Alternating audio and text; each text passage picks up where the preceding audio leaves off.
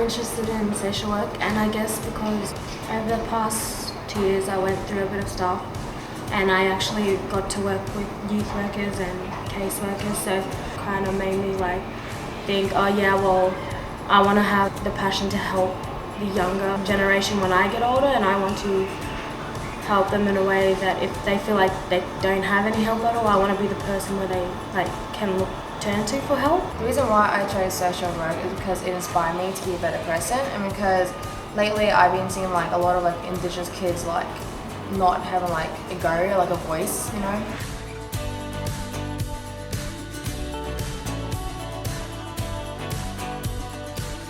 I want to do nursing or medicine, and I really want to incorporate Indigenous studies with that. I learned that Indigenous studies is such a broad topic. Definitely knowing more about my culture and heritage in a brighter scale, not just my own, but in like a national scale, will just help me understand a lot more.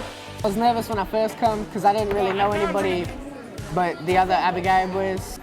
But then, you know, after a while I just started clicking with everybody and it was really good.